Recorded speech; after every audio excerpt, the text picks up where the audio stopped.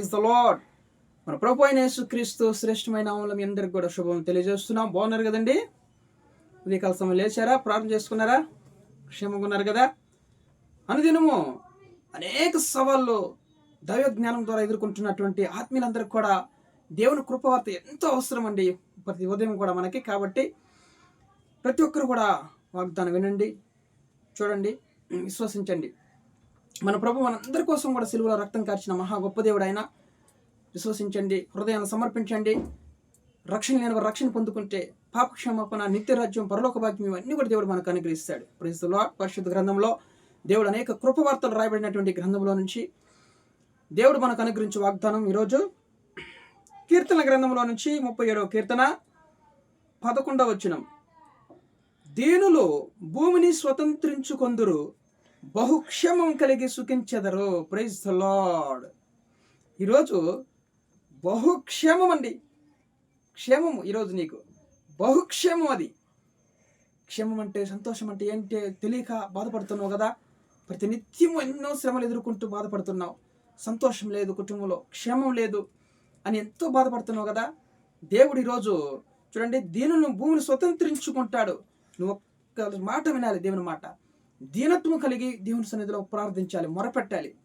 దీనులంటే దేవుని ప్రేమించేవారు, మంచి హృదయం కలిగిన వారు, సమాధానం కలిగిన వారు, చూడండి మంచి జ్ఞానం కలిగిన వారు. దీనులు దేవుని ఎక్కువ ప్రేమిస్తారండి. ప్రేమించడం కాదు, దేవుని యందు ఆనందించేవాళ్ళు. దీనత్వం కలిగి ప్రార్థించడం, తప్పులు ఒప్పుకోవడం.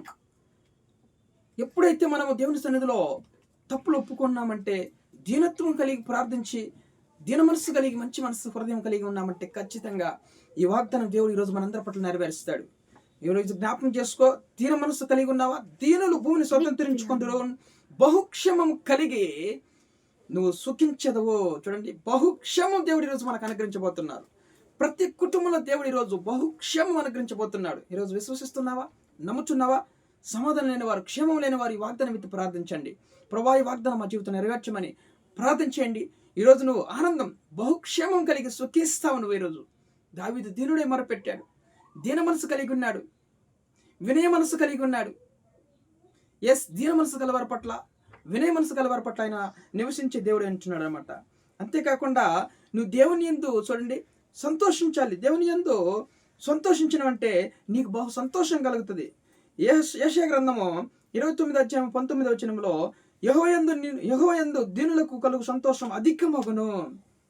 చూడండి, దేవుని యందు దీనులకు సంతోషం అధికమవుతుందంట. ఈరోజు బహుక్షేమం అన్నాడు, ఇక్కడ నీకు సంతోషం అధికమవుతుంది అన్నాడు దేవుడు. హల్లెలూయా. ఈరోజు సంతోషం లేదా ముఖంలో, ఆనందం లేదా, నవ్వు లేదా? ఈరోజు నువ్వు దీనులకైనా బహు సంతోషం కలిగి చేస్తాను అంటున్నాడు కదా. నువ్వు సంతోషం దీనులకంట కలుగు సంతోషం ఎక్కువ అవుతుంది అంటున్నాను దేవుని లేఖనాలు. ఈరోజు నీ సంతోషం ఎక్కువ పోతుంది. దీనత్వం కలిగి ఉంటావా? దయచేసి దీనుడివై మొరపెట్టు, దేవుని సన్నిధిలో ప్రతిమలకో, ఖచ్చితంగా నీ జీవితం మారిపోతాయి. ఆనందం కలిగి చేస్తాడు, నీ దుఃఖాన్ని నాట్యం మార్చేస్తాడు దేవుడు. అంతేకాకుండా యోబు కూడా ఒక మాట అన్నాడు. యోబు గ్రంథంలో 5వ అధ్యాయము 11వ వచనంలో, అట్లు ఆయన దీనులను ఉన్నత స్థలంలో ఉంచును. చూడండి, వారిని క్షేమము లేవనెత్తాడంట. ఆయన బహుక్షేమమునకు లేవనెత్తాడు నిన్ను. దీనులను చూడండి ఆయన ఉన్నత స్థలంలో ఉంచుతానన్నా అన్నమాట. ఇక్కడ దీనులు భూమిని స్వతంత్రించుకుందరు. ఇక్కడ ఏమన్నాడంటే ఉన్నతమైన స్థలంలో, హెచ్చని స్థలంలో నిన్ను నిలబెడతానంటున్నాడు దేవుడు. ఉంచుతాడంట. వారి క్షేమము చూడండి, క్షేమమునకు లేవనెత్తానంటున్నాడు వారిని. దేవుని నామానికి మహిమ కలుగును గాక. ఈరోజు దేవుని బ్రతిమాలుకుందామా? దీన మనసు కలిగి ఉందామా? నీ మనస్సు ఎలాగ అటు ఇటు పరిగెత్తుకుని వెళుతుందా లోకం తట్టు?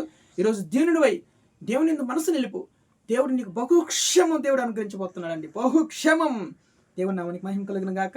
ఈరోజు మన అందరి కుటుంబాల బహుక్షేమము దేవుడు అనుగ్రహించును గాక. ప్రార్థన చేసుకుందాం. ప్రేమ కలిగినటువంటి మా ప్రియ పరలోకపు తండ్రి, ఉదయకాల సమయంలో మనం ప్రేమించి మంచి వాగ్దానం ఇచ్చిన యేసయ్యా.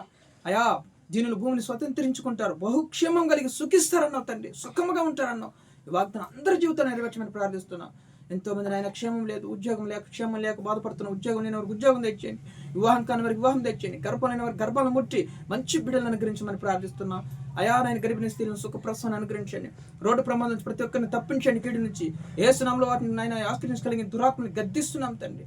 అయా రోగులందరినీ కూడా ముట్టి స్వస్థపరచండి, క్షేమం తెచ్చేయండి ప్రభావ. ప్రతి ఒక్కరి కుటుంబాల సమాధానం ఐక్యత తెచ్చేయండి ప్రభా. నాయన మా దేశాన్ని రాష్ట్రాన్ని కాపాడండి, మా దేశంలో క్షేమం తెచ్చండి, రక్షణ అందరికీ రక్షణ తెచ్చామని ప్రార్థిస్తున్నాం. వెడ్డింగ్ డే, యానివర్సరీ, బర్త్డే జరుపుకున్న వారికి తోడండి, సహాయం చేయండి, కృప చూపించమని తండ్రి. సమస్త ఘనత మహిమ ప్రభావాలు మీకు చెల్లిస్తూ యేసుక్రీస్తు జీవం కలిగిన నామములో ప్రార్థన అడిగి వేడుకొని పొందినాం పరలోకపు తండ్రి. ఆమేన్.